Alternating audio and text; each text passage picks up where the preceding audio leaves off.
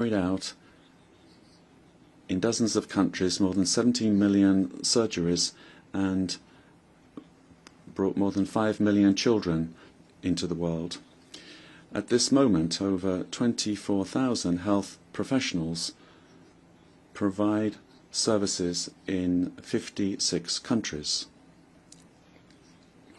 The aggression against Cuba is reinforced by a powerful machinery of destabilization that, from US territory and with funding from that country's federal budget, mounts an offensive aimed at disturbing public order, promoting acts of violence, disorienting the population, and discrediting our country.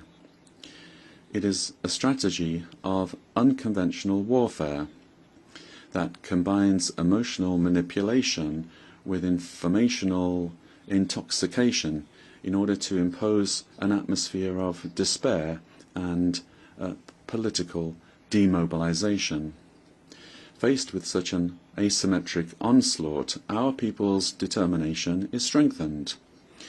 We are aware of the great challenges that we face and of the need to direct with creativity and with everyone's contribution economic recovery and the strengthening of social policies. Last July, President Miguel Diaz-Canel said, and I quote, "We are not an accident of history. We are the logical consequence of a history of resistance and rebellion against abuse and injustice." End of quotation.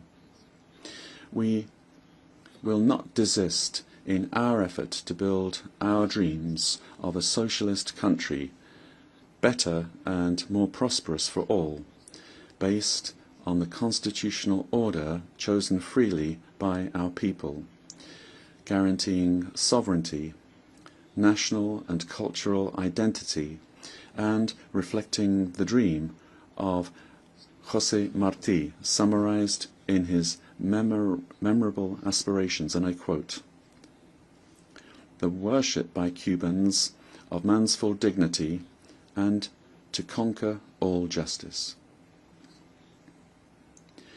We have designed a realistic program of economic recovery which is adapted to the very particular and extraordinary conditions of our country, aware as we are that we must overcome the devastating impacts of the economic blockade, correct the deficiencies of the current economic structure, and, I quote, "change everything that must be changed." We don't have any illusions, but results are already beginning to be felt at the macroeconomic level, although they have not yet been reflected in daily life for families. Cuba is a nation of peace. Despite all of the harm that the United States has and continues to inflict upon us, we have always been willing to engage in dialogue without preconditions and to attempt to move toward a respectful and civilized relationship with that country without subordination or limits on our sovereign prerogatives. Both peoples would benefit from that opportunity. A considerable number of Cubans live here in the United States, many of whom today feel threatened, having been vilely betrayed by politicians, especially in Miami, who have built careers and enriched themselves by supposedly representing them. With the constant sowing of hatred and political manipulation, these politicians are now opportunistically supporting xenophobic, racist and repressive measures of intimidation and reprisals unjustly applied against them. This is happening particularly in the State Department. We must not forget that the vast majority of Cubans came to this country over more than 60 years ago. They were driven by the conditions created by the blockade, and they were attracted by politically motivated laws and practices of stimulus, reception and protection, regardless of whether they immigrated regularly or not. Madam President, we reaffirm our commitment as a partner of country of BRICS. We reject the application of unilateral coercive measures which are intended to subjugate the sovereign will of peoples. We express our support for Belarus, Nicaragua, Venezuela, Zimbabwe, the Democratic People's Republic of Korea, Iran, Russia, and other nations victimized by them. We reaffirm our solidarity with the Government of Reconciliation and National Unity of Nicaragua. We reiterate our support for the inalienable right of the people of Puerto Rico to self-determination and independence.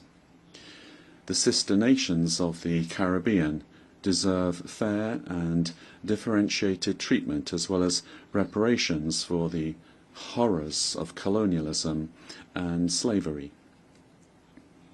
The international community bears great responsibility toward the Haitian people. We maintain our modest cooperation in health with this brotherly country, and Cuba will join any international effort to support it, based on respect for its sovereignty without imposition or military intervention. We support Argentina's legitimate and sovereign right over the Malvinas Islands, South Sandwich Islands, South Georgia Islands, and the surrounding maritime areas. Cuba remains committed to peace in Colombia, and we feel solidarity with President Gustavo Petro today.